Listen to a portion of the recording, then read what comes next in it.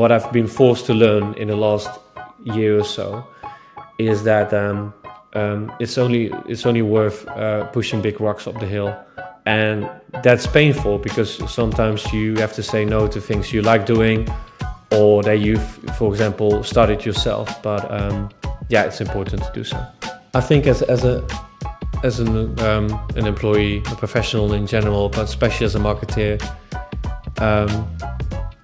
it shows that the biggest thing you can do that has the single thing you can do that has the biggest impact on your career is what people describe as walking the halls.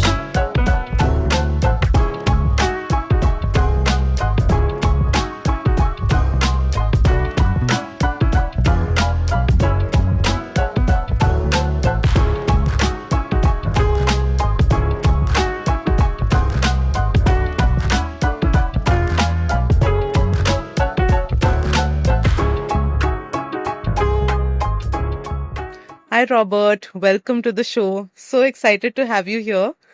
I was looking forward to our conversation. I have never worked in Adtech. I know you are a marketing professional who's spent significant amount of time in Adtech, and you work in UK. You have an interesting background.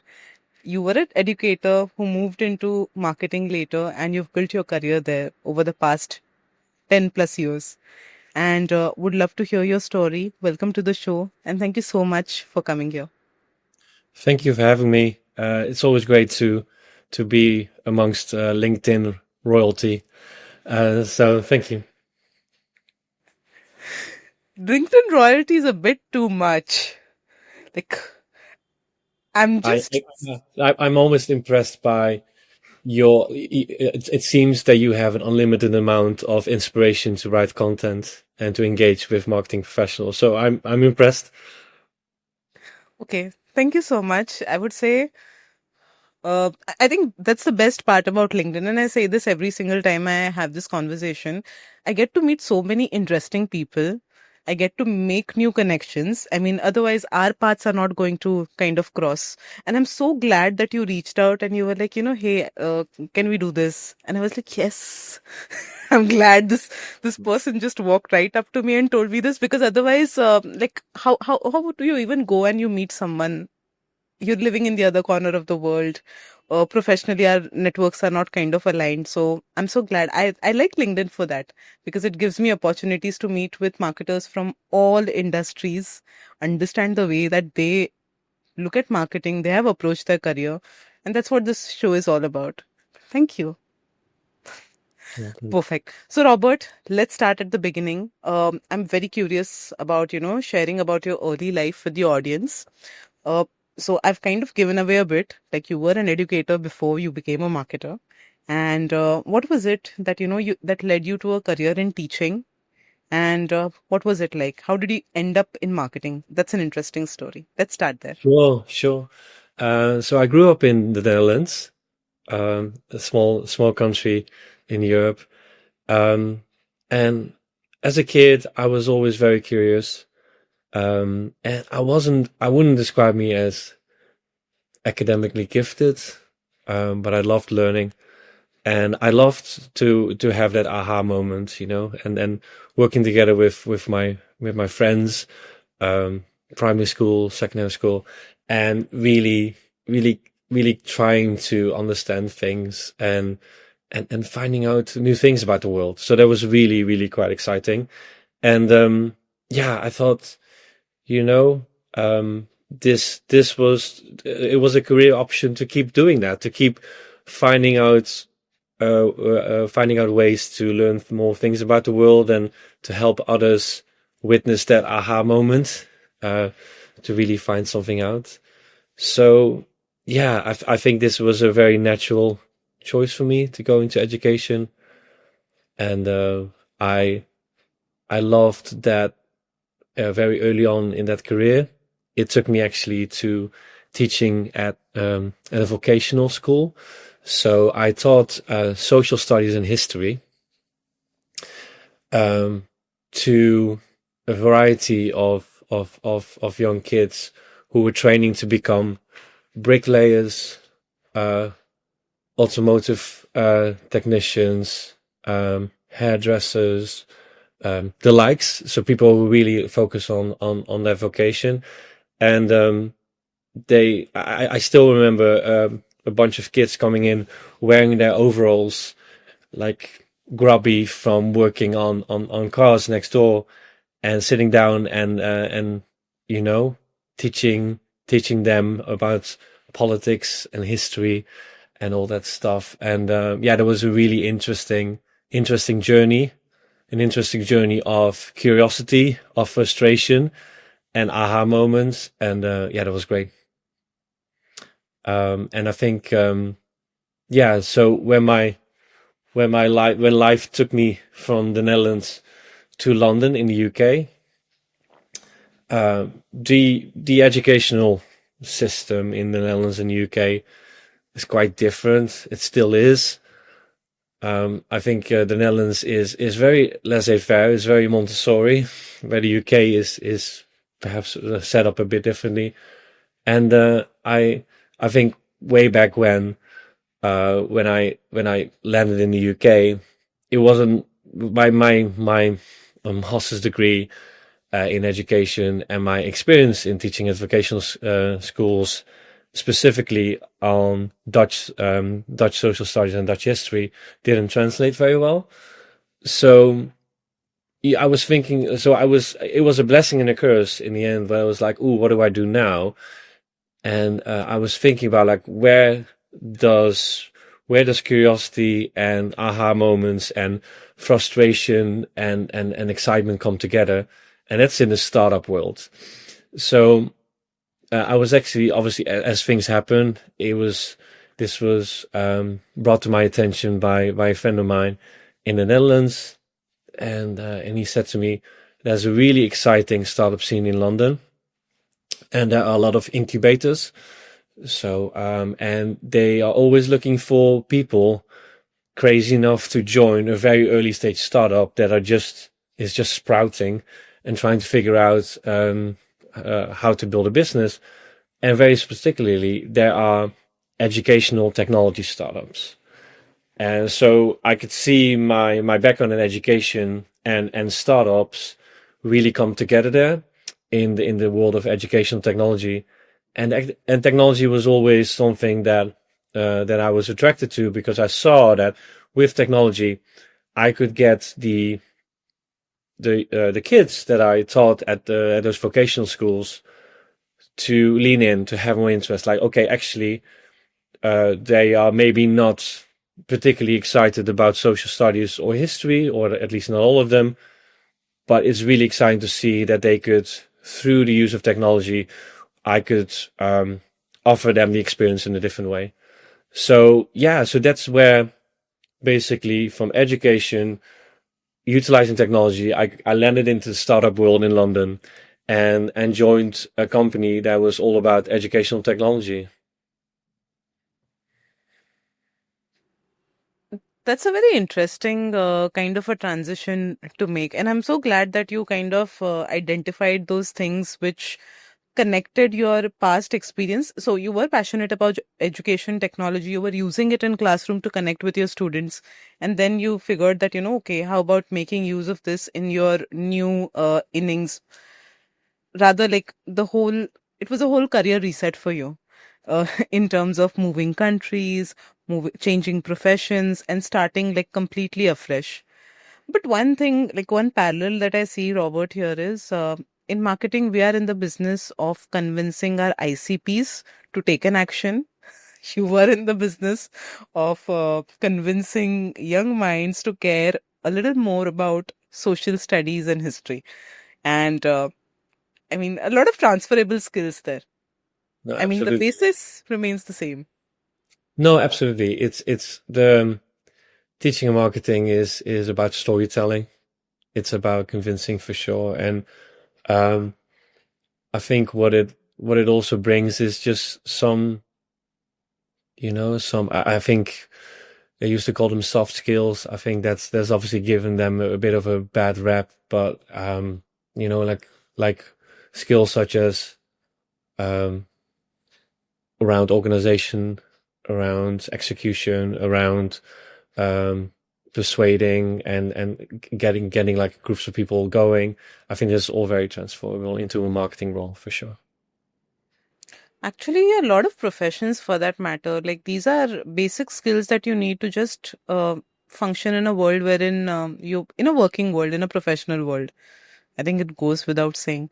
Okay, so you basically have landed in London. You landed at an incubator, and you landed your first role via an incubator, and that entire journey kind of started off like a whole new chapter for you. Uh, I think that first startup that you landed at through incubator was Bibblio, and you were employee number 8 over Yeah, there. And it yeah. was a fantastic journey in itself. And I mean, I would love for the audience to hear that part as well, because you grew along with the company. You saw so many changes. You experienced so much. You experienced it as an individual and also as, a marketer. So please get into the Okay. Biblio chapter. No, of course. I joined Bibblio, as I said, because it was an exciting educational technology business. And in the early days, we were reaching out mostly to universities and colleges and trying to figure out how we could make the great content that these universities and colleges had more discoverable for their own students and also for online students, because the whole this was the whole wave around these massive open online courses that people put online, the universities put online, and people actually from all over the world could go and do a course at Oxford or at Stanford. You know, there was all the craze, so we were really jumping on that. Um, and yeah, like as an early startup, as you do, like that was partly successful, but we saw a lot of opportunity and more growth in the B2B world, in the corporate world, where we would actually work with what we call vertical or endemic publishing. So you could think about, finance publishers or auto publishers or fashion publishers, people who have really, niche content.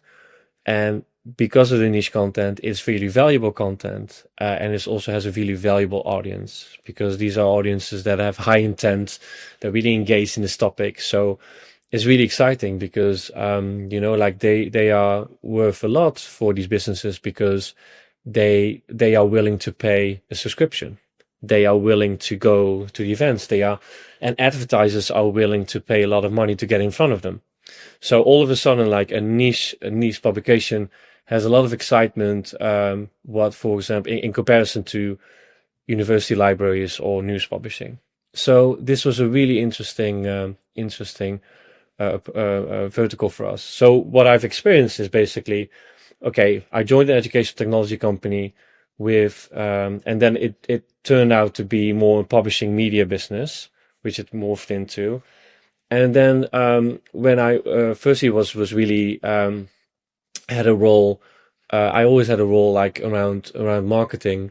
And actually, when I joined the business, it was really about, my main goal was to figure out what is that one channel. Like, you're the first marketer, figure out what channel actually works when it comes to pipeline generation. Like, when early startup, we have a couple of customers.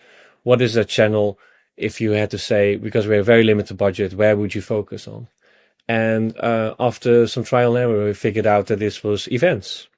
So in the publishing and media world, it seemed that when it comes to bringing the community together and facilitate interesting conversations among media and publishing people, that's how you get on their radar. That's how you get a conversation, and that's what people really love to do. And so my role really moved quite quickly into being the events lead for Bibblio, and that was basically 90% of what I was doing, is organizing events in Berlin, in Paris, in New York, in London, all focused on bringing those publishing folk together around these niche publications. And then, it was really clear that peer reviews or peer referrals was the most important way for us to get new customers. Like, there was no indication that we could, you know, pay media or get other kinds of like demand channels going, for the same amount of effect that events had at that time.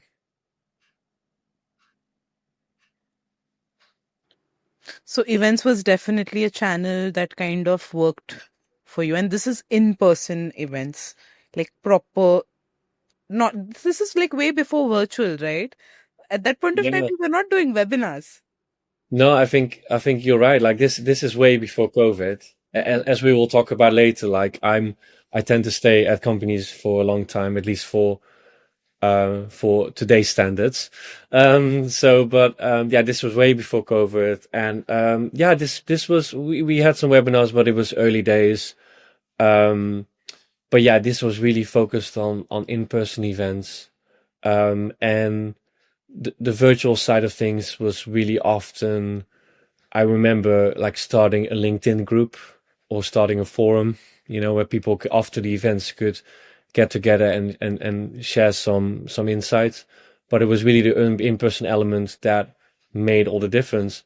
And of course, when COVID hit in 2020, that that flipped on its head and went all the way virtual. But now, as if I would talk about 2025, and I'm still very active in the publishing and media space, so in the same space. It is that in-person events are definitely back.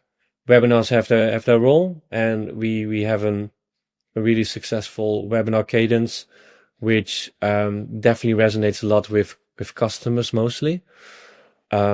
There are specific on-demand webinars we have, which our salespeople use for prospecting, but especially like the webinars do really well with our customers and keep like a cadence going. But yeah, to go back to the time in Bibblio, this was really focused on in-person events. Yeah. Got it. Got it. And I think one thing I also realized is you started off as a first marketing hire and you went on to build like a team over there.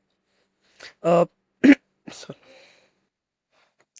Yeah. So at Bibblio, I was in the first marketing hire. I moved into the head of events role, and my first couple of hires actually happened at when I took the role over at Permutive. So I joined there as their events lead, and also their first hire in that space. It definitely wasn't the first marketing hire, but it was the first hire to focus around trade marketing and events.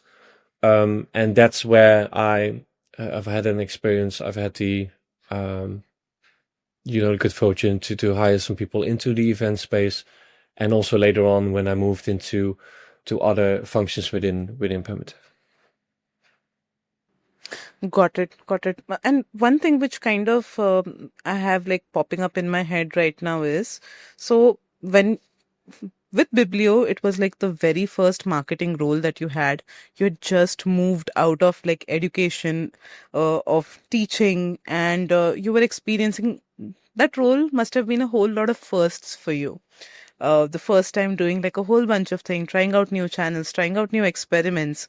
But how did you as a person, like as someone who's been in this situation, who's trying to figure things out, what were some things that you did that kind of helped you, ease up your learning curve, or how did you really learn things so fast? Because we know startups move so fast, and you experienced quite a few things. You also experienced the change in ICP, the change in product. It's a lot. So how did No, you, as a person, like kind of learn along?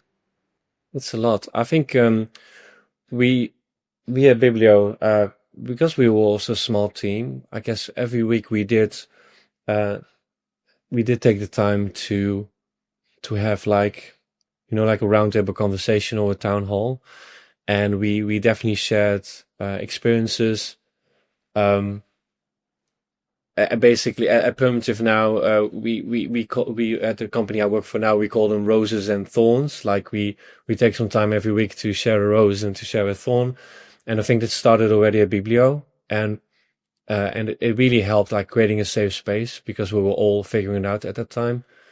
Um, this was way before ChatGPT or DeepSeek. So there wasn't like, okay, I'm a marketer. What do I do now?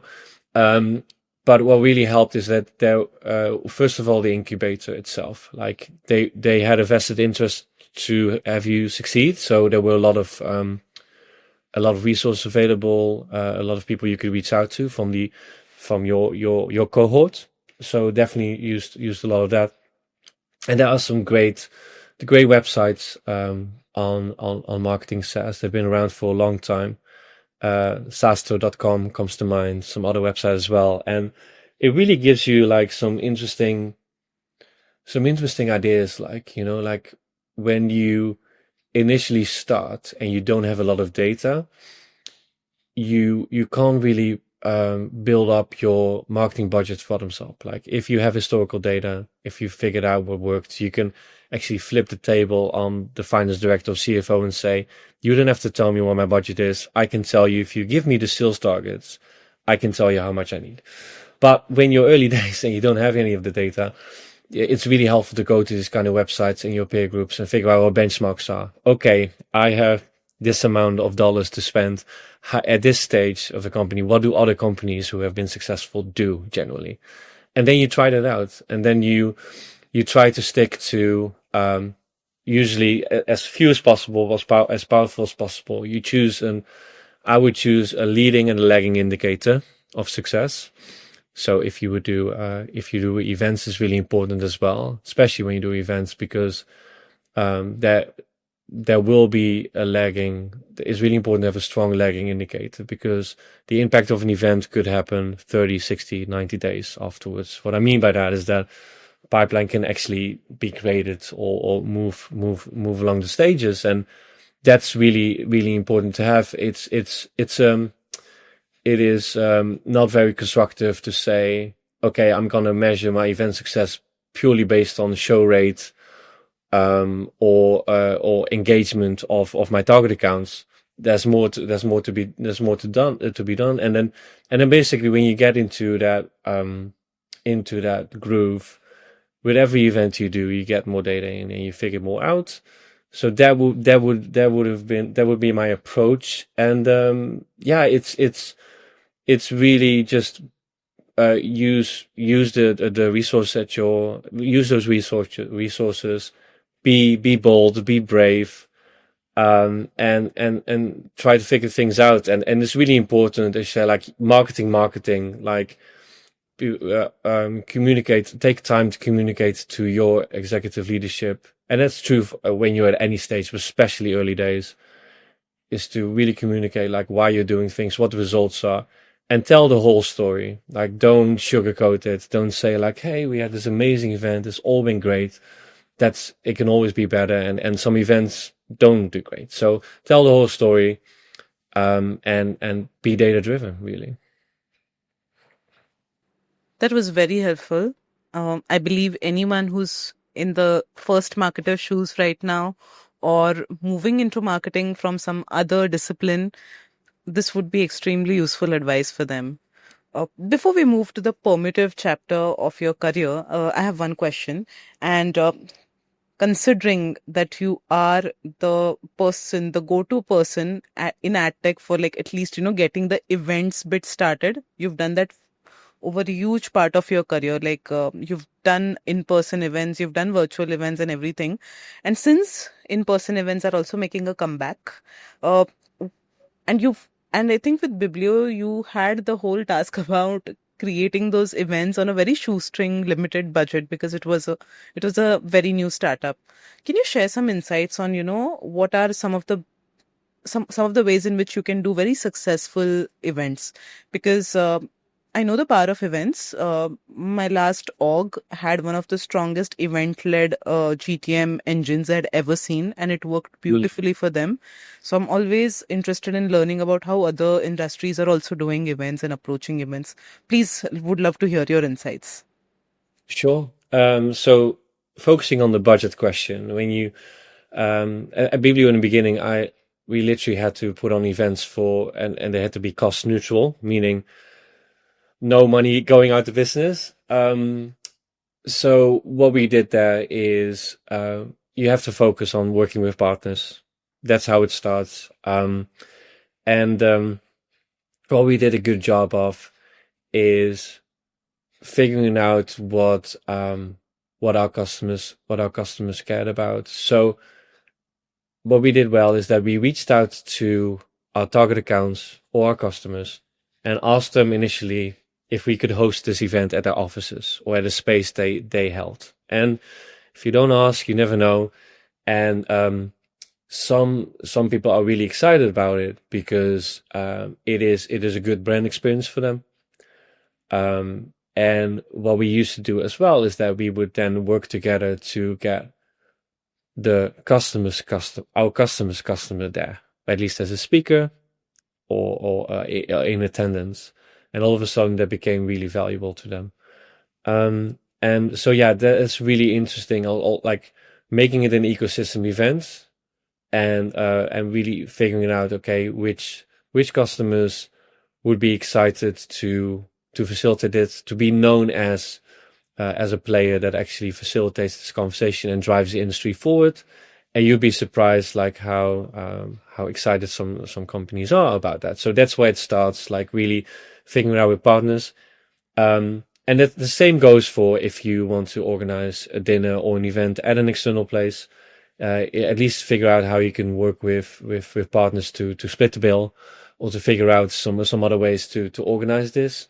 And yeah, and I think make sure that you invest a lot in building your community, making sure that lots of different companies are present and are in attendance, and really focus a lot on making the content great. And at Bibblio, at Permutive, we've done a great job is actually explaining to speakers what because often there will be a content element to our events. We also did some happy hours or some informal dinners, but often there will be a content element, and really figuring out how you can work with speakers to explain to them how it would help their brand, how it would help their company, and how you would actually work with them to get their insights out the door by recording it or by writing up an article afterwards. Which also led to the fact that I've never paid for a speaker, like not from the industry. So because of that, like you need to work with partners, work with your customers, and work with strong themes and build a community. And if you start putting these pieces into place, you can really organize some great events on a shoestring budget. Yeah. A lot of interesting points over there. Have you ever written like a case study or maybe have a blog around, how you put up this entire thing for Biblio, and even when you first started your role at Permutive, it would be great to actually read something like that. It would be good. I've never even thought about it, so that's a good idea. Thank you for sharing that. Yeah, it's exciting. And events is like as you say, they're really back, and it's even quite interesting to see the publishing and media businesses who I've worked at Bibblio worked with, and now at Permutive. Their main source of income is either subscriptions or advertising. But you could really see that a lot of these publishing media business also go into events. So how you can see that as like meet a journalist or meet an exciting speaker, and like a lot of readers would get involved, and it's really exciting to see that that even in that space, events are important. And I've seen my in some companies we've seen the first chief event officer, so really someone who is elevated to the chief level and looks after events. And yeah, as I said, for a lot, especially what I just referred to earlier, especially for niche publishers and media businesses, events is a huge driver for them, and it's really important that that they get the most out of it. So yeah, no, I'm really excited about where trade marketing is going, and it will always remain a really important part of doing business in Adtech for sure. Got it. Got it.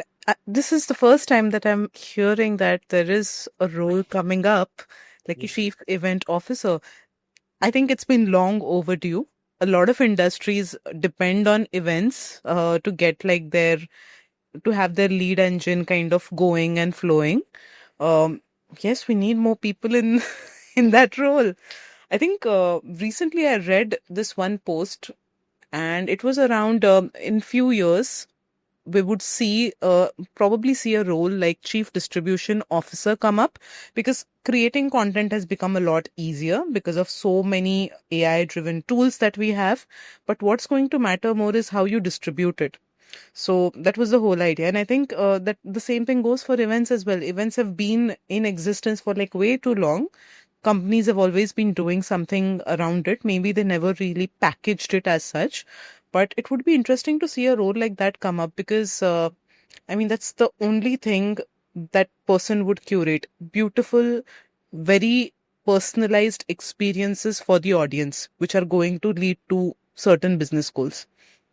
It looks exciting. Yeah, absolutely. Great. So, Robert, you spent around 4.5 wonderful years at Bibblio. Then you moved into another Adtech startup, which was Permutive.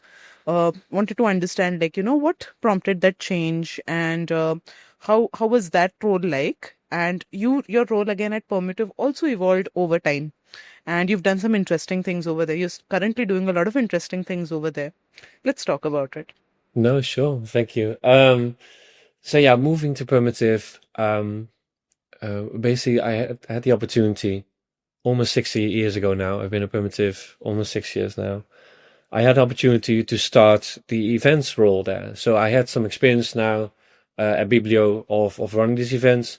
And Permutive was a business that was a bit further along in their journey. And basically, it was really exciting to see that I could put my stamp on what events and experiences would mean at Permutive.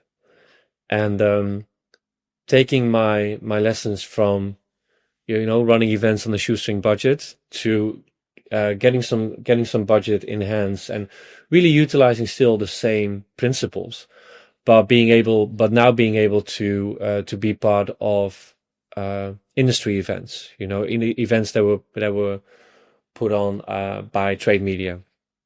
So I thought it was really interesting to see that there's another level of complexity that comes with it, because now we had, I was my very first event at Permutive was a big industry event that happens each year for Adtech, for in Cologne in Germany, and I had to like manage the organization of like up to 10 salespeople and 3 people from ALT going there, securing meetings, speaking panel, and it was like we had a massive booth and that had to be like designed. So all of a sudden it was exciting for me in complexity. It was exciting to me in when it comes to stakeholder management.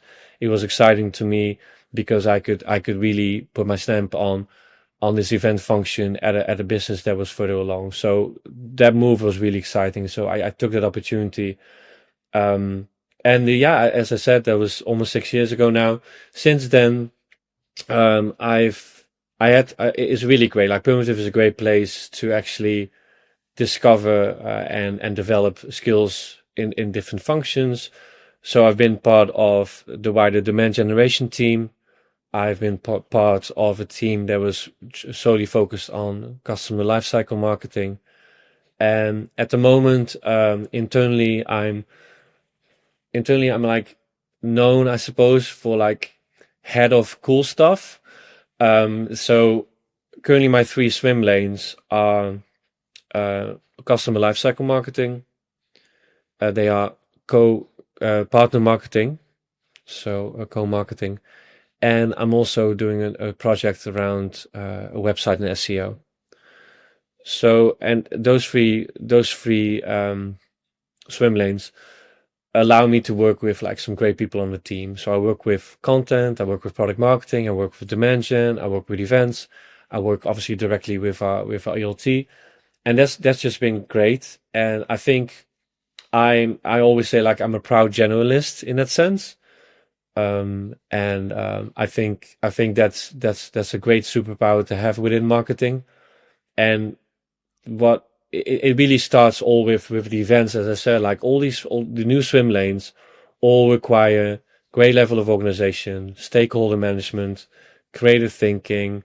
Um, like it's really all these same things come back. And yeah, it's been really exciting journey. And throughout it all, like Permutive has really grown as a business. In the first 4 years at the business, we also had just had one particular ICP. Uh, this year, we really have started to focus. We haven't changed ICP. We've just added on more verticals that we can go after. And this is just really exciting. And it really forces you to think about prioritization. It forces you to really, really own, and that's a scary thing to say, but only do the big stuff that matters. Like there's small things that you're like, oh, that would be great if that's solved, or we can tighten it up, or we could have this store this way, or rename this way, or set this up differently. Yeah, no, only the big stuff matters. And that's really what I've learned what I've been forced to learn in the last year or so, is that it's only worth pushing big rocks up the hill. And that's painful because sometimes you have to say no to things you like doing, or that you've, for example, started yourself. But yeah, it's important to do so. Chief, wait a second, let me say, head of cool stuff. That's a good title to have. I mean, it's internally, it's not stuff. It's something else. It starts with an S, but oh yeah, head of cool stuff. we Yeah. we can cuss on this podcast. It's totally okay. But I wish we had. Sometimes I wish, like, these cooler designations, they're kind of more fun when you're doing this internally. It is. Yeah. It definitely is. Uh, I think a couple of things that kind of really struck a chord with me were only the big stuff matters. Like, you have to really, figure out, you have to push the big rocks up the hill. It's difficult, but you kind of have to do it. I think, do you believe, like, Robert, I mean, the times that you joined both orgs were very different. Like with Bibblio, your journey started like when they were still in a very nascent stage of their journey. Probably they might have been around seed round. They might have just been like a seed round. And you joined Permutive after they had done their Series A. So there were like certain iterations were done, certain experiments must have been done around marketing.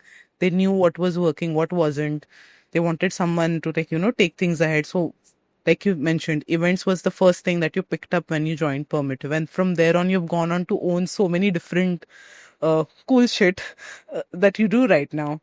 So I think, do you think like it's also like the nature of the business at the or this level of growth or the scale of growth that the company is at, which kind of has made you recalibrate your options or the way in which you have to work or your priorities? Yeah. Yeah, I think so. I think I guess I've been blessed at Primitive, is that even through all our growth, we've stayed quite a flat organization. So there is no qualms, and there is no one pushing back on me reaching out, picking up the phone and calling the VP of customer success and having a chat. So that's great. So in that sense, I've been blessed. But that's something that I think that all startups continue to have, and that makes them successful. Because I think what Primitive done well is that we didn't, through our last like massive growth in the last year or two, where we added a lot of ARR, we didn't add much headcount.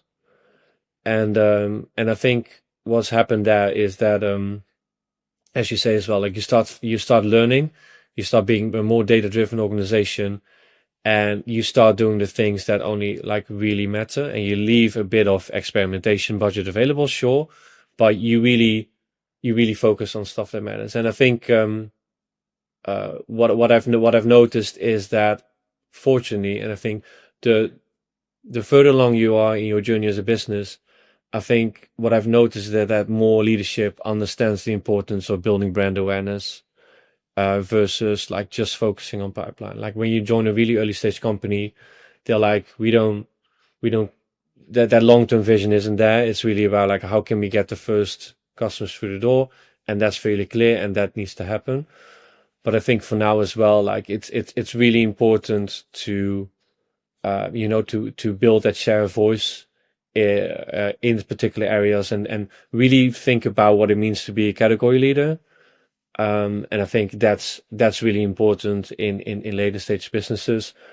And I think you get better in automating stuff, as you say, like not only because of um, the level of AI support that's come in, but also you learn like after doing many onboardings with customers, you learn what you can automate and you do it. And in the beginning, at the early stage company, like literally when we had a new customer on board, like literally everyone in the company would get involved and see what was going on and what mattered. And now it's really more an automated process. And I guess what you focus on as well, you figure out what kind of SaaS business you are. Like so, Bibblio and Permutive are both SaaS businesses, and you can really see that some SaaS businesses go for the scale play, and it's really about like how can you make this so self-service possible. And that was definitely Biblio's play. At Permutive, it's more about like how can you create value? How can you create as much value in the onboarding process? There's a professional services team involved to get the most out of it. That's like, but these are also chunky projects. So Permutive is definitely like one of the highest ARR businesses per contract I've ever seen in this space.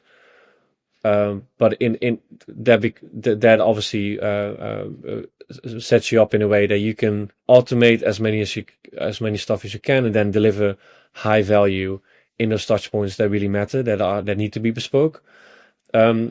So yeah, I think the expectation of joining a business now, like whether it's just after seed round or now at Permutive we're post Series C, there are very different things that matter. It's exciting to actually witness that journey. Yeah, for sure. That sounds really interesting, to be honest. Of all the different stages of startup growth that you've seen, right from C to Series C now, like post Series C, which one is your personal favorite? Which one is the one that Robert likes the most, Well, working at? well, that's a very good question. Um, I think not because of the stage or the funding round as much, but more about what I enjoy the most. And I've done it I've done this twice now. Again, in a way, you could say like, oh, I have 10 years experience in this space, but I've obviously only been at two companies. Is that what I've really enjoyed so far is coming into a business and being able to put my stamp on that function. That function wasn't there, and they have seen that there's a problem. And I'm really excited about this because that means that internally there's been a discussion with the people team and ELT team and the marketing leader being like, we need this person now. And it becomes really exciting where you can go in and they have obviously expectations from you, but they also say, go figure it out. And that really resonates with me as the head of Cool Shit. Is like what Cool Shit what it all has in common, those swimming lanes, is that it hasn't been done yet. Like that we need to find a process, a cadence. So that excites me most. Obviously, the earlier stage you get, the more functions that haven't been solved for yet exist.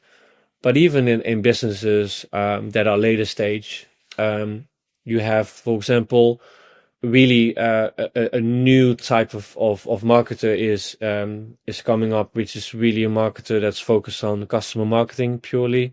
I've seen a lot of like businesses do that now. There's a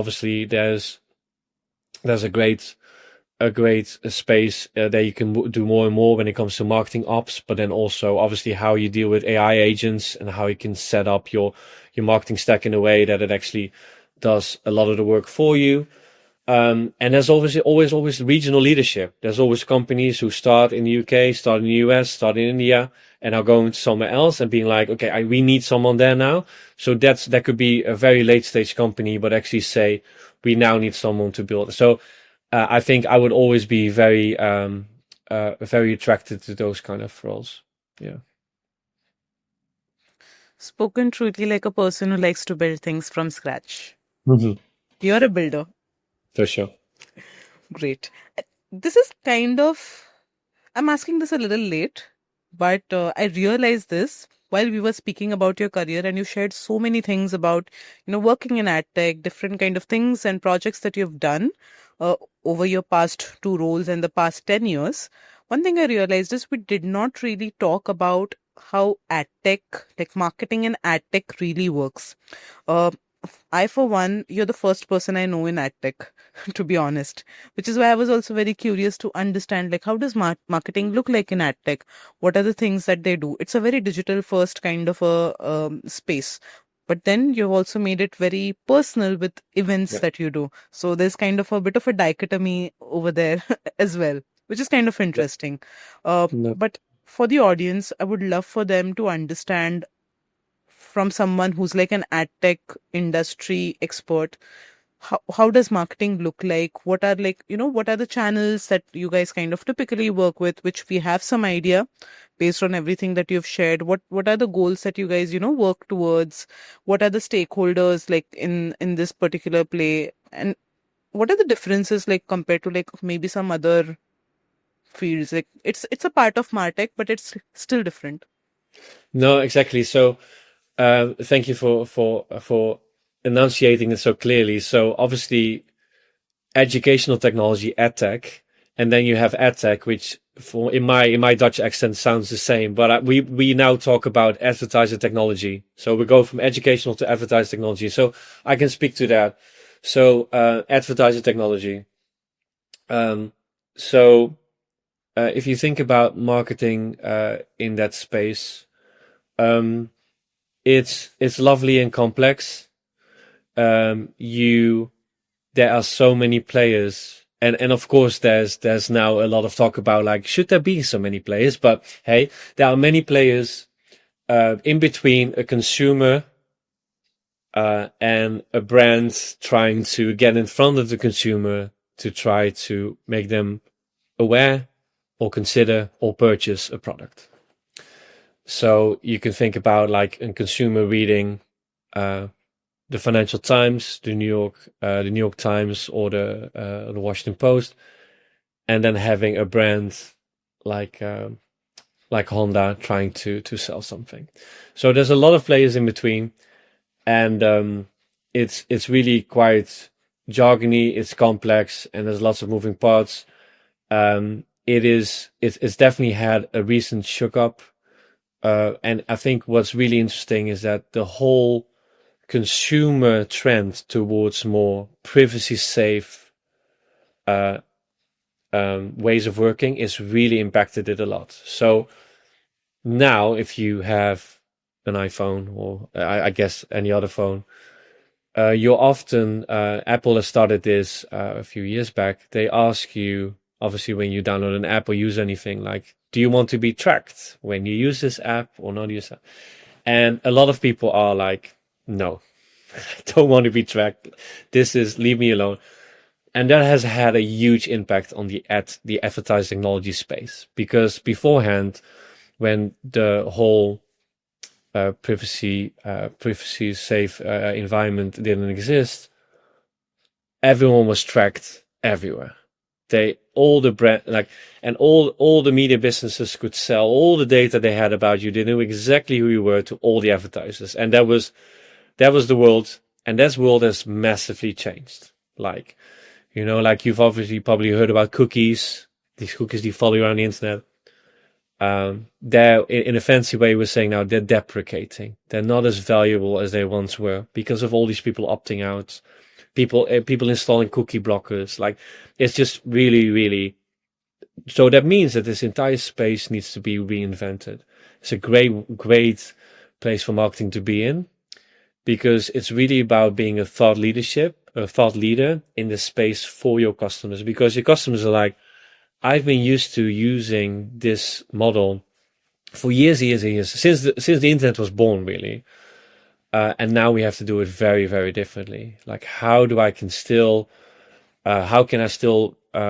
sell these audiences to the advertisers without knowing much about them individually? And how can I extract other kind of data points? And how can I make sure consumers trust me? Because nowadays, obviously, if you are known for being an evil media company, and like you can see the big American companies, I won't name them, but you see the big American companies having a lot of pushback, right, on these activities and people opting out, moving away.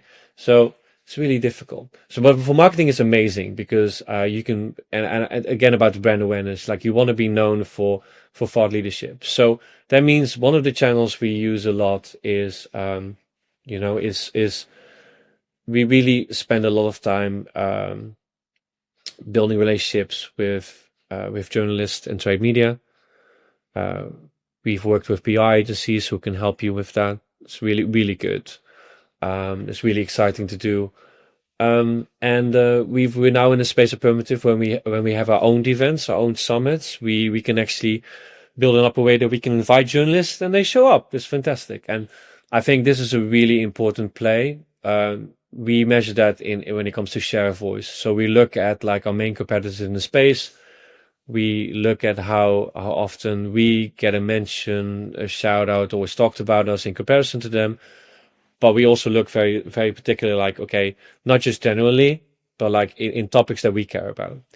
And we do this across like 10 or 15 trade media. And it's really often you see, and really often in this space, you see when we get an inbound demo request via the website, they obviously look at sources, and often it's about, hey, article, quote, whatever. Like people in the space, because it's so complex and fast moving, I envision a lot of people in the space, like in the morning, really going through the trade media and looking at the latest updates, because what's Google been doing? What's Meta been doing? What's this big publisher doing? So really people read up, and there's a lot of we organize a lot of product roundtables and a lot of summits, and it's really about facilitating conversations and to cut through the noise. And it's so complex, it's so confusing.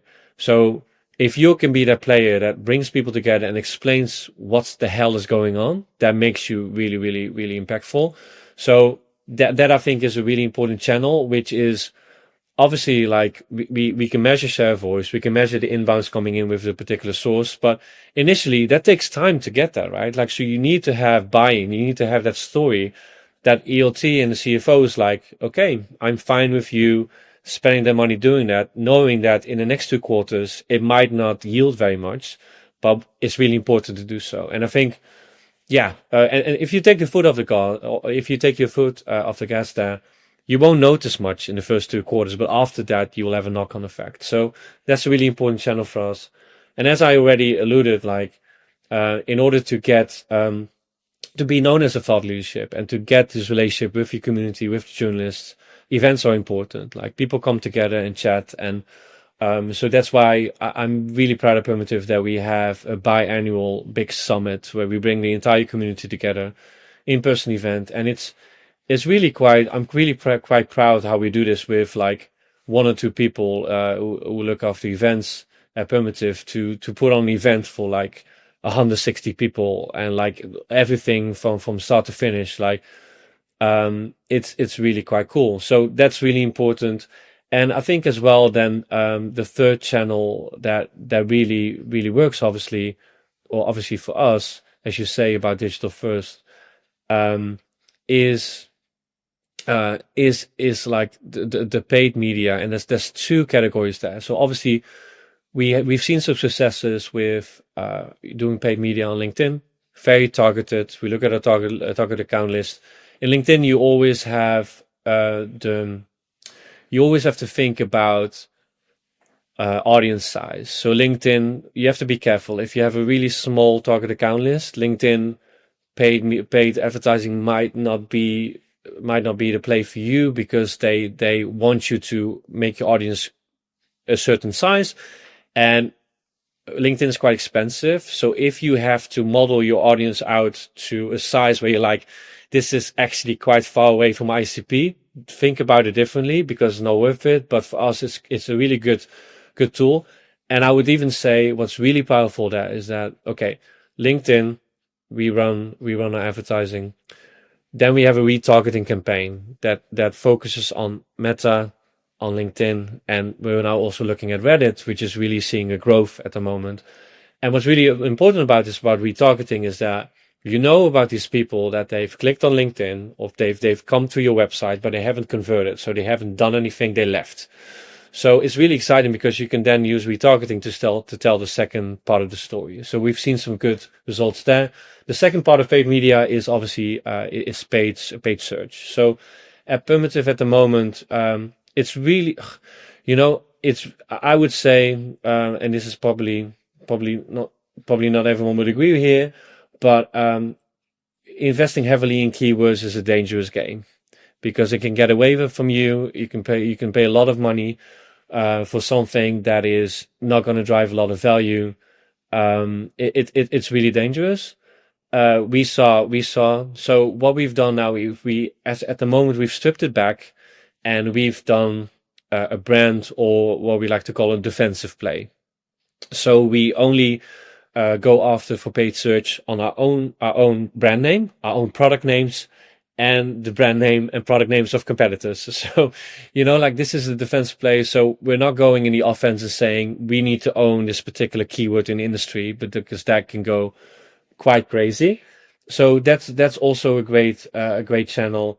And I think personally, again, thinking about what I said in the beginning when I talked about Bibblio, about how peer-to-peer reviews are way more important in the industry than anything you could put on your website. So we invest quite a lot in having a good position on G2. So G2 is one of those peer review websites, and as part of my customer marketing function, I try to get people, to get happy customers to leave reviews on G2, which gives us a leadership position. We can use that in our in our social aspects and on our website, but it also drives traffic our way. As sources often saying hey, I leave an inbound, I want to speak to you guys because I found you guys on G2 when I was comparing you to other competitors. So those are the main channels that I would say are. It's hard to say if this would work in the entirety of Adtech, because obviously I've only worked at Permutive, but these channels seem to be generating results of Permutive, and how we measure results in the end. Obviously, there's for all these, as I said, for all these channels, there are leading indicators. So you can basically say something very meager click-through rate. And then you have the lagging indicator, and our most important lagging indicator is that we have a shared pipeline goal with sales. So sales and marketing together are responsible each quarter for generating pipeline, and that means for us, we MQLs are out the door. That does it. I see that very often. People don't measure MQLs anymore. We measure what a success is a sales accepted lead. So the tick goes off if we say, hey, there has been a review, there has been a first meeting, it's now been accepted as a lead, it's been pushed into, that means tick. So not if we say oh, this is an ICP, this feels about right, tick. No, it needs to get to sales accepted lead. So we have goals for that, and these goals are set per vertical. As I mentioned, we're going after publishers, but we're also going after advertisers and retail media networks. So those 3 verticals, for each vertical, we have a quarterly pipeline targets. And what I mean by that is sales accepted leads. That was extremely detailed, understanding. That was Adtech marketing on steroids. Thank you very much. Learned a lot, understood how you guys look at channels and why those particular channels work for you, and what sort of metrics and are the things that you typically own right now? I mean, it's broadly indicative of an industry, but gives me an enough sense. A follow-up question on this, and this is not exactly okay. This is more around teams in AdTech. So, for instance, okay, I'm going to make a little bit of pun on words. At Sure. AdTech marketing teams tend to be very big. At least in India, like, if you are servicing in a B2C kind of a setup, marketing teams tend to be fairly big.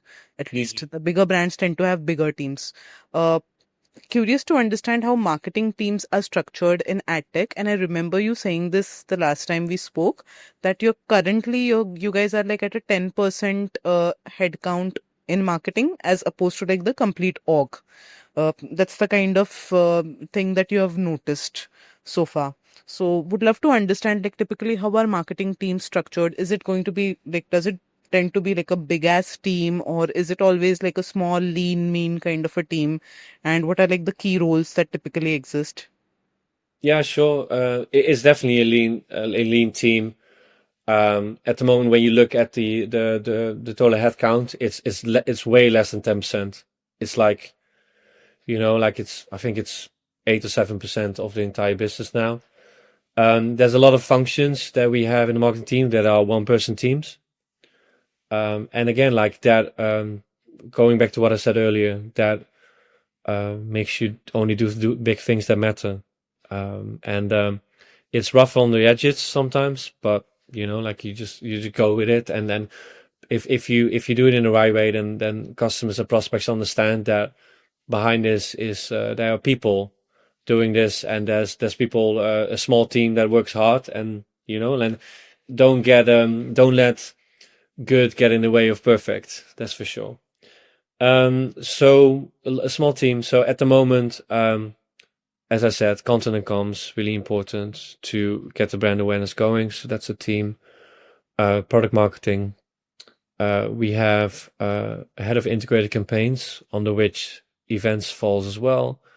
We have marketing ops and the function of cool shit. So and that's basically how our team works at the moment. This year, excited. We're limited headcount, but we have 1 or 2 headcounts in the product marketing space. And the reason why we've done that is those expansion to those different verticals. I mentioned them just now briefly, not only media businesses, but also advertisers, including agencies, retail media networks. And within publishers, there are many different publishers. There's like the niche players I spoke about earlier. There's news publishers. There's the big enterprise businesses. And there's also publishers who are really focused on video and have various particular challenges. So it really felt like, okay, that means a lot of more bespoke collateral, bespoke campaigns, trying to be a thought leader in that space. So hence the extra hires in product marketing, because that's really, really important. And it's Permutive early on when I joined, and also at Bibblio, like I think it's a core function, and it's a really exciting function, a really hard one. But if you get that right, it can fuel so much that you do as a marketing team. My observation here is again that it's interesting to see that a post Series C organization is still functioning with very lean, mean kind of a team. And I believe it kind of feeds back into that entire mission of, you mentioned that thing, pushing big rocks up the hill. Uh, it's a philosophy that Permutive embodies as a company. And I believe that's kind of indicative in the way in it functions. Not adding way too much of headcount, but focusing on big problems. I think that's the takeaway I have kind of taken from this. This is also part of the a wider thing that's happened in VC-backed companies. I think you see this more often now. The world of funding of startups has changed since COVID, for sure. You could see fewer funding rounds, and like if you go for a big funding round, you might be forced as a startup to give up a lot for that. And as they often say, money is not cheap anymore. So what is this is it's not only a philosophy of pushing big rocks up the hill. It's also a philosophy of it's no longer growth at any expense. It's about sustainable growth, and it's about moving towards profitability. It's about moving towards a space which we're now in, where we never want to raise again, where we think there's a path have this be a business that grows to an independent business, whether that means, at some point, like going public. But I think it's really about that as well. So as a business, having good conversations with your board when you're VC backed like Permutive is, and setting realistic goals that you can hit with your team whilst delivering value to your customers, growing at a pace where it's sustainable, and you can basically get to a point where you don't burn all your cash in a quick moment of time, and you're forced to go out again and raise again. So it's also part of that bigger picture. Makes sense. And I think it's a very solid approach to have, rather than falling into that very vicious trap of, spending indiscriminately and then kind of going to have to go and raise. And we have read horror stories of this. I think this is unfortunately still too common. So I believe it's nice to be a part of those sustainable setups, to have that kind of a movement going, like slow and steady. You kind of add things when you see like, okay, there's definite traction, rather than just going and throwing money at a problem. And I don't believe money was ever cheap to begin with. No, sure. It's just become way more expensive. Oh, there you go. This is also a way to put it. Yes. Great. Okay, Robert, let's move into the next section of the conversation, and the final section of this conversation, which was around like, like kind of career reflections and takeaways from your own, decade that you've spent working right now. So one thing which occurred to me when I saw your LinkedIn profile first was that, wow, Robert has spent impressively long tenures at both the startups, and these are startups. These are not like established companies per se. So with Bibblio, you spent around 4.5 kind of years, and right now with Permutive, you're going strong at 6 years. And I think a lot of marketers really want to have longer tenures. Sometimes it's just not become possible for them because of some things which are out of their control, maybe. But I would love, and there are some folks who really want to like job hop very consistently because they want like, an higher pay or whatever reason they might have. Would love to hear from you, like what are some of the biggest benefits or observations that you've had staying with companies for a long tenure, and what are some challenges also that come along with it? Because I believe you are in that unique position to answer the question. Sure. And I think you mentioned it already in your question. It starts with luck, like as you say, like sometimes as a marketer, and other people in other roles, especially in tech, sometimes it just ends, or like we've seen a huge wave of redundancies in tech in the last couple of years, and we shouldn't shy away of talking about this, and this is very much out of people's control. And luck, what I mean by that is that I've been lucky enough to join two startups now that have done well, and that's just, and you just have to so you have to remind yourself of that. Like it's just, you can pat yourself on the back for doing something great, but you also have to realize that sometimes it's just karma or the universe being kind to you. But yeah, I think. I don't know if I want to speak about loyalty here, and if what that means to me. I think what's most important, I suppose, is that in order to see an impact of the work you do, I think it's a smart idea to stay a bit longer. Like like if you work with these quarterly or 6 months of annual goals, like to go through a few of these iterations, then you can really see like what you've built and how it actually plays out. And I obviously would say that because I've done that, but I think that's the big benefit of it, to do so. The big challenge, I suppose, um, is that you have to, if you want to reinvent yourself, or if it's hard not to be known for something you've done for a while.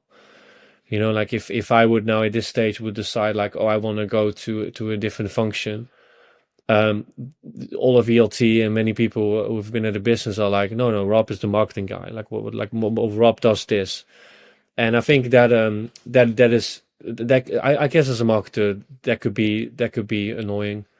I think I haven't experienced this too much. I think what you can do to prevent that is to you know, like to think about to think clearly about, like, if you're presented with a challenge or problem that is slightly outside of your curfew, is you could see like, okay, could I actually bring value there whilst doing my primary job properly? Like, this is most important, of course. Like, don't go off wandering into different functions and doing stuff, and then you have to explain later on why you didn't do the basics. But I think it's always good to be known as someone like, okay, but you know, this person always brings an outsider's perspective, or is always happy to work with different functions. So yeah, those are my two big takeaways really. And yeah, and of course, like at a startup, like if you're I would definitely recommend people who join an early stage startup, like, have that conversation about options or shares. And in many cases, it takes 4 years for them to vest and to get the full experience. So if you need a different kind of motivation, that could be that could be one. So there you go. I think that's a very good way of, actually thinking about. It's a very well-rounded perspective, to be honest. Like, let's be frank, we we work to make a living. Yes, we want to be happy doing that work. We want to be fulfilled, satisfied with the work that we do. But again, at the end of the day, it's also about mullah. It's also about dollars, because we have bills to pay, we have families to take care of. So I think thanks for that. It was a well-rounded perspective, and I completely agree. With marketing, a lot of things that we do sometimes take time to show results. And if, like, you tend to move on very quickly or very early on, you're not going to see the outcome of it. So that's definitely there. I know that you did not talk about this during this particular conversation, but this is something you mentioned when we first spoke. And I remember you referring to it as a very proper, like, reset moment that you had in your life and your career when you moved to marketing. When you moved to London, and in marketing consequently. And looking back at that particular experience, it shaped your career path in a very different way altogether. But has it also changed the way in which you make career decisions now? Did that happen as well? Um, yeah, I think lots have happened since I moved to London. Um, you know, I moved to London um, as a 20 years something. Started this job, and now I'm a homeowner. I'm married, and I have a son. You know, like, lots of stuff has happened. So any career decisions I would make, I would think about my son and my wife first. Um, you know, like back when I packed up my stuff in the Netherlands and moved to London, and basically moved to a different country. That was an easy thing to do back then, ish. Obviously, it's not far away, and it's really easy. It's like a 45-minute flight or a 5-hour drive to get home. So it's pretty close. But still, like, it's not like you can drop in for coffee on the Sunday morning when you think of it. So it was obviously a big decision, but it was still like, you know, not many other attachments. But for now, like, it's obviously like you make career decisions as a unit. Like, back then I made the decision for myself, and now you make a decision as a unit. And that's important to think about. Um, and I think, yeah, career decisions, I would say as well, like it would need to be like something that, um, like that I would be happy, we would as a unit would be happy to do. It would be something that that I would be able to use the learnings I've had for the last 10 years and build something new, and start something new. And that's how I would look at career decisions. I would, um, yeah, I would obviously look at, if I would look at it at a different opportunity, look at that, um, the kind of newness to the role that I could build up. Look at a career path. Look at like what they have in place around, like, like to mentor you, or to make sure like what are their ideas. I would always ask for that, and about like how can they make sure that you grow in your career. And the best companies, that actually the companies who retain the most people, are the companies who actually give you all the mentorship to also explore opportunities outside of their business if you need be. But because you are so open and you make that happen, they're actually more likely to stay because they appreciate it so much. And then I would say as well, like, just it's yeah, have a conversation with the finance director or the CFO of the business, if you can. And it really helps to understand like how open and how transparent, and how what is their take on, like, on marketing investment, brand awareness for versus demand generation, and really figure out like how they see you working together. Are they giving you a budget? Is there a conversation to be had? What about headcount? Like, all that stuff is just really important, because otherwise you're going to regret the decision, and really, don't set yourself up for success, and you're gonna let people down because you come in with experience, and they're like, oh, he's gonna set this all up. But then when you've not given any tools, that could be really hard slog. Yeah. This was going to be my next question, but thank you. You answered that when you kind of took on this question. I was going to ask you, like, what are the things that you would look for when you're making, evaluating opportunities? And thank you. This was very useful, and I think this is a good kind of a framework to keep in mind anytime anyone is interviewing. Because again, like you say, you really want to work in a place wherein you get the best support as a marketer as well. So thanks for that.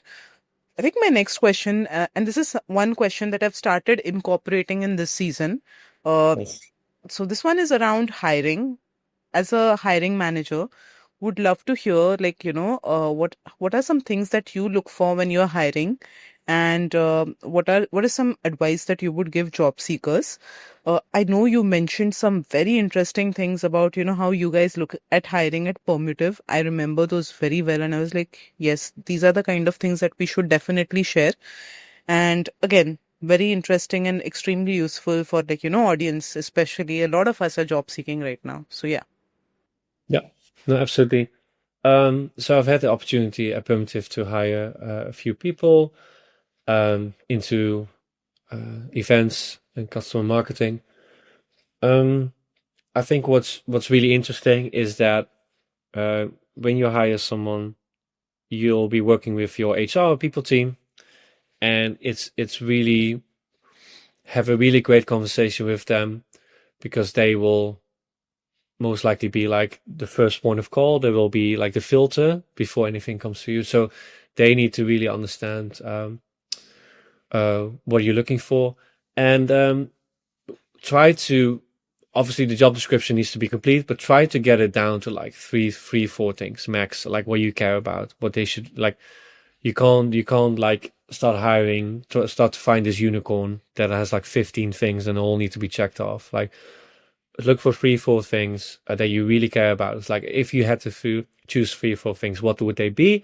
And then communicate that to the people HR manager, and communicate this to your hiring panel. Like there will always be multiple conversations, and make sure that people are aware of that that's what you're looking for.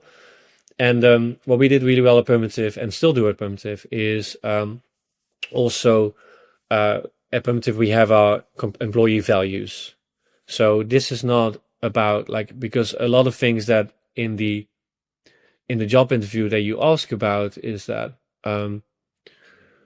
is basically the why and the what. So why did you make the decision, and explain to me what the result was, give me some examples, all the stuff. And you need to be ready for that. Like if you say like you have great organizational skills, have a couple of examples that you can just pull out and talk about it. And so that's important. But these values are about how, like we're really trying to figure out, okay, there's multiple ways to solve a problem, but how would you solve it? And one of the values, for example, could be one of our values is value every voice. Another value could be respect the competition. Another value could be make possible. Or another value we have is challenge directly, recover quickly, commit fully.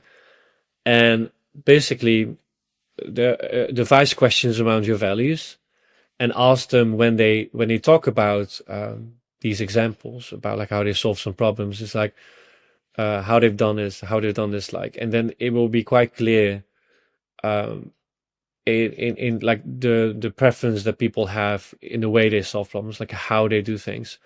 And I think this needs to match with how you do things at your company.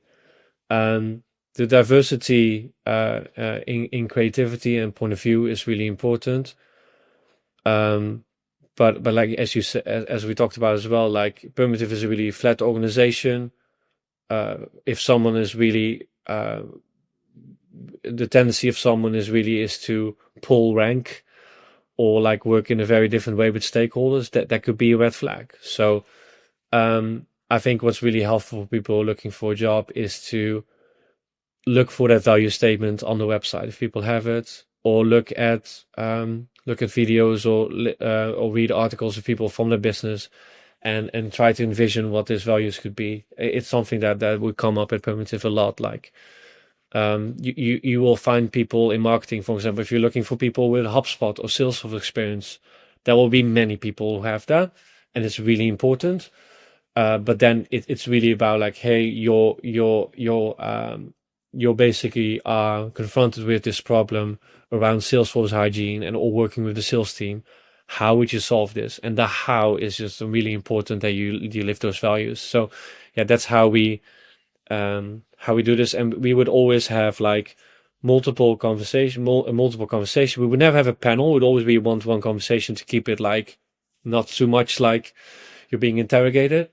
And then the review, how we would do it is like it's a no, it's a yes or a strong yes, and that's how we would have the conversation. So have a rating system. Like the comments are really important. Like what we really make people do is when you interview someone, you have a no, a yes, a strong yes. So you have a shared language around this, but then you have a box where you say why, and also a box like what do you think the question should be the next person who interviews them should ask, and then we make sure we do that. So yeah, that's how the process works, and that's a couple of tips I would give. Thank you. That was extremely insightful. This was my observation even the first time we chatted about this. I wish more employers, more companies would think like this.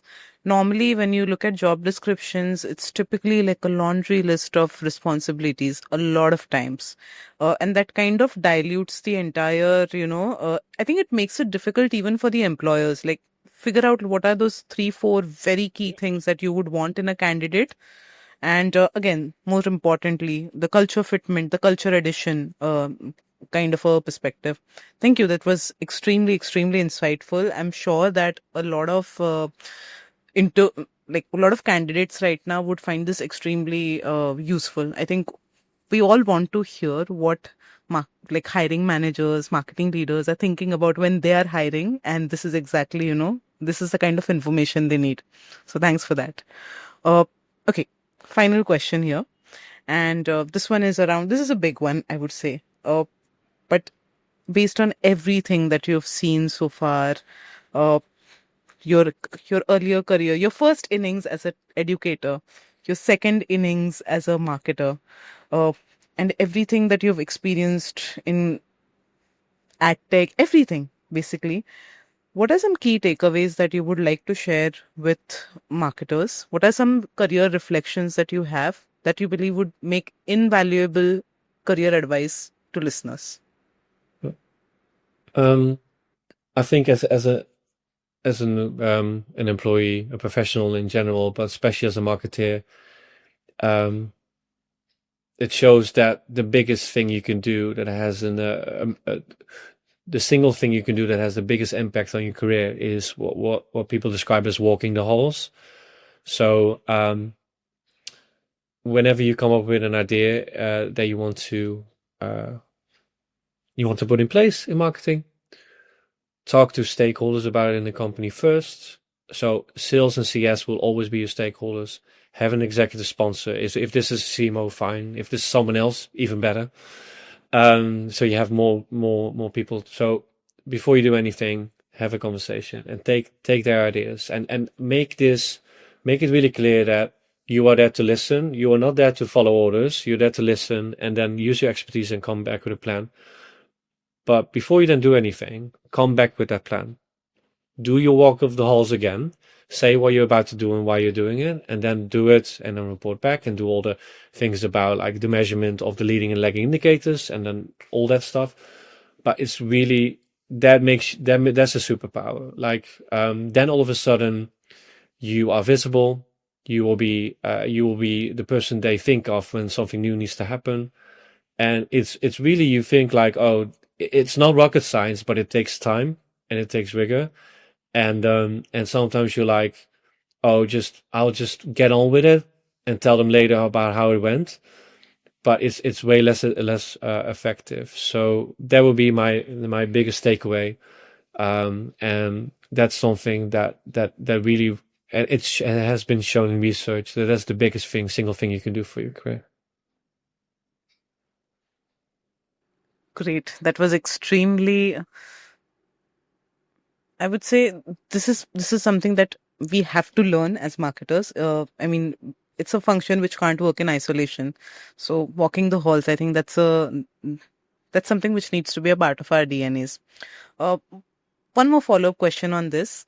As someone who's kind of, balanced ambition and also long-term commitment and loyalty in their roles, in the work that they've done, would you have any advice around how do you find fulfillment in your work? Because for marketers, it's kind of difficult. Yeah. I think it's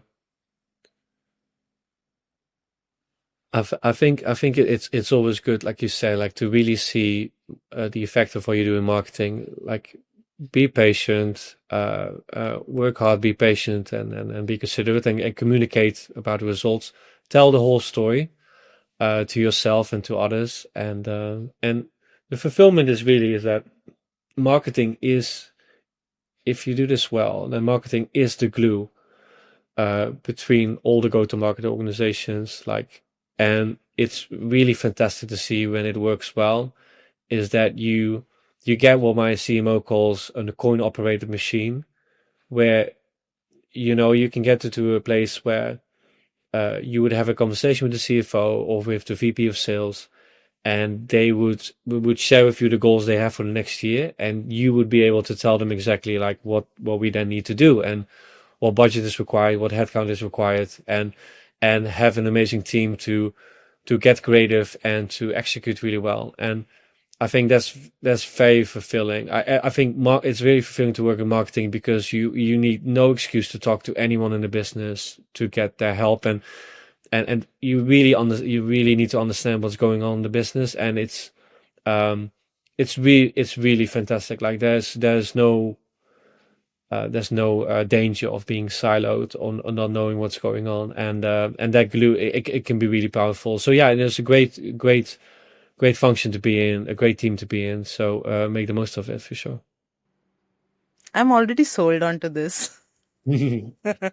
But I think a lot of folks who are maybe considering moving into marketing, this would give them like a very nice insight into, what makes marketing such an interesting place to work. Thank you so much for that, Robert. for everything that you shared in our episode today. It was enlightening to listen to all the amazing things that you have done in your career, all the things that how you've made those transitions, what were the thought processes that went behind it. Also, I got to learn so much about ad tech, marketing in ad tech, what kind of channels, also the way in which you approach your career. I think I'm taking my favorite takeaway from this entire conversation has been walking the halls. Uh, I've been guilty of not doing that well. I'm going to be the first one to accept that. And that has been something that I've been trying to work on. So you saying this kind of again reiterates and kind of hammers that point home a little well. Thank you so much for your time. Supremely excited about this conversation when it comes out. Thank you for coming. Yeah. Thank you so much. No, thank you for having me. It was great. Thank you.